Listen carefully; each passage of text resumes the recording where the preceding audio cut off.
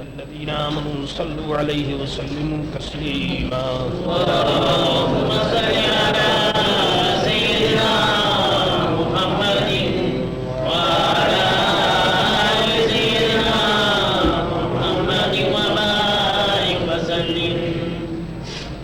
اگر اللہ تبارک و تعالی مسلمانوں کو صحیح نظر عطا فرمائے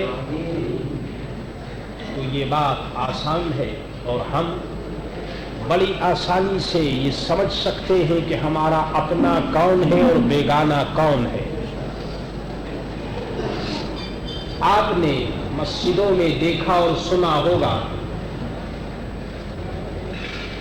کہ بعض مسجدوں میں نماز کے بعد الفاتحہ کہا جاتا ہے.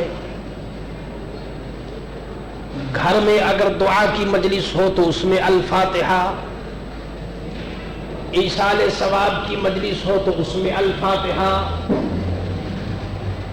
یہ جو ہماری مجلسوں میں، مسجدوں میں، خانقاہوں میں، گھروں میں یہ جو الفاتحہ آپ سنتے ہیں، کبھی آپ نے اس پر غور کیا کہ یہ الفاتحہ کیا ہے؟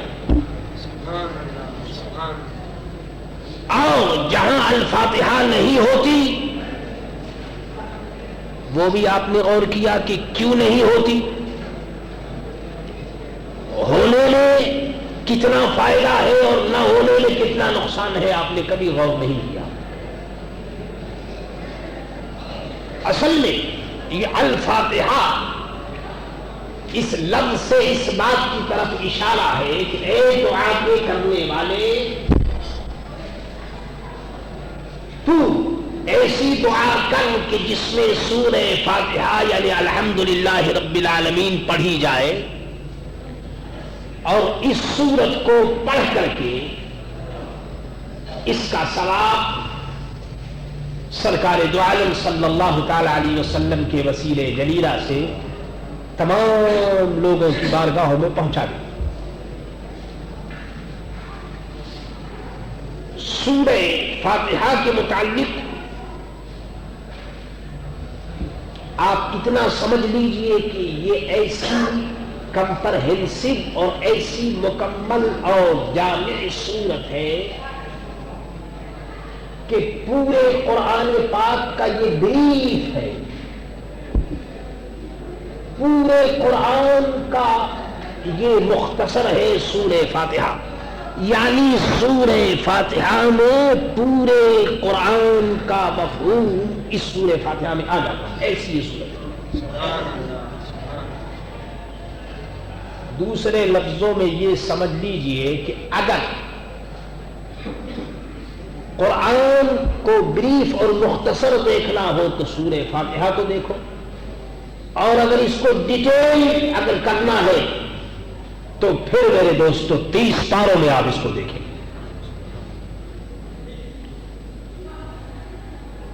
قرآن کریم میں 3 چیزیں ہیں.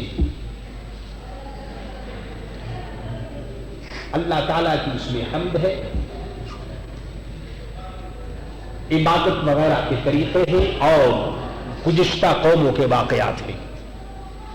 گمراہوں کے بھی واقعات ہیں اور دینداروں کے بھی واقعات ہیں. سورہ فاتحہ میں بھی یہی ہے. اب سنیے حدیث شریف میں اس سورت کے متعلق کیا کہا گیا ہے وہ میں بیان کرتا ہوں.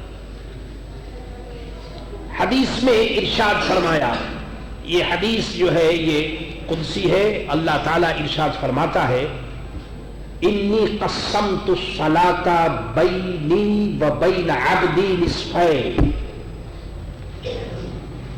میں نے سورہ فاتحہ کو اپنے اور اپنے بندے کے درمیان ہاف میں نے اس کو ڈیوائیڈ کر دیا، تقسیم کیا. ہاف بندے کے لیے اور ہاف اپنے لیے. فرمایا کہ سورہ فاتحہ میں جو فرسٹ ہاف ہے رب فرماتا ہے وہ میرے لیے، اور جو دوسرا ہاف ہے سیکنڈ ہاف وہ فرماتا ہے کہ میرے بندے کے لیے. اب سنیے کس طرح.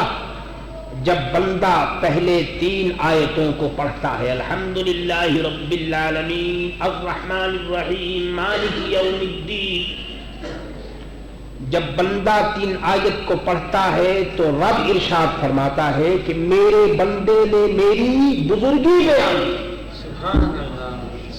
میری شان میرے بندے نے بیان کی، اس نے یہ کہا کہ الحمدللہ رب العالمین،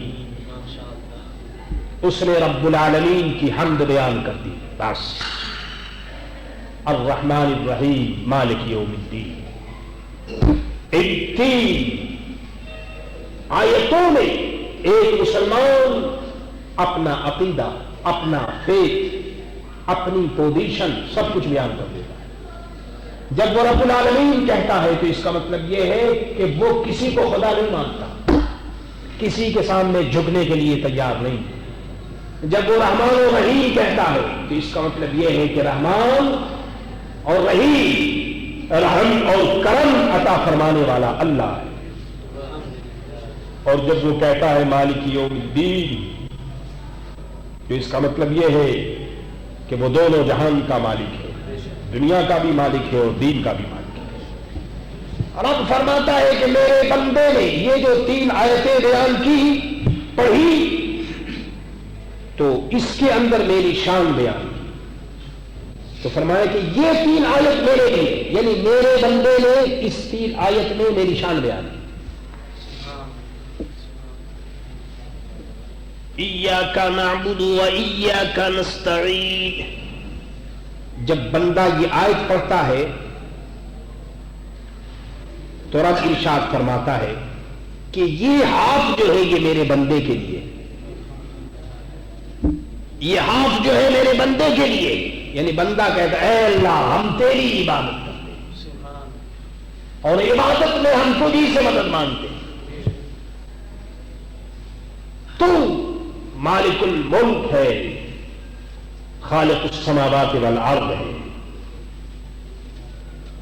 حقیقی طور پر مدد کرنے والا تو ہی ہے۔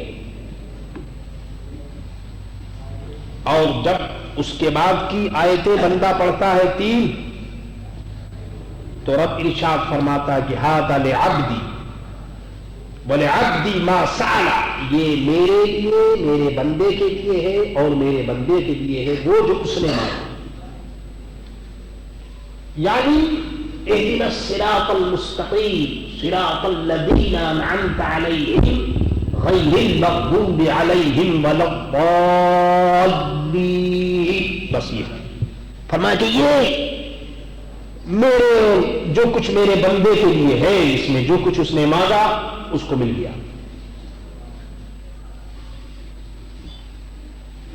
یہ اس لیے ارشاد فرمایا گیا کہ پہلی 3 آیتوں میں مالک یوم الدین تک تو اللہ تعالی کی تعریف ہے، اور اہدنا الصراط المستقیم سے لے کر آخر تک اپنے لیے دعا ہے، اور بیچ کی آیت میں ایاک نعبد، اس میں عبادت اور استعانت ہے، یعنی عبادت مولا تعالیٰ کے لیے۔ اللہ اکبر۔ اور اللہ تبارک و تعالیٰ نے عبادت کا حکم فرمایا کہ عبادت میں ہی کرو، اور استعانت حقیقی مدد دینے والا میں ہوں، ریئلی طور پر، حقیقی طور پر میں مددگار ہوں۔ باقی یہ کہ اس آسمان اور زمین میں جن جن لوگوں کو اور جن جن بندوں کو میں نے طاقت اور قدرت دی ہے، وہ اگر کسی کی مدد کرتے ہیں تو وہ خود مدد نہیں کرتے بلکہ میری دی ہوئی طاقت سے مدد کرتے ہیں۔ اہل سنت و جماعت اگر کسی ولی، بزرگان دین، سلف صالحین، اللہ کے نیک بندے سے اگر مدد طلب کرتے ہیں تو اس کا یہ مطلب نہیں ہوتا کہ ان سے جو مدد طلب کی جا رہی ہے تو مدد کے یہی نام تھے، یہ مطلب نہیں ہوتا، بلکہ مقصد یہ ہوتا ہے کہ یہ جو مدد دے رہے ہیں کہ اللہ کی دی ہوئی طاقت سے دے رہے ہیں، اللہ تعالیٰ نے ان کو طاقت عطا فرمائی۔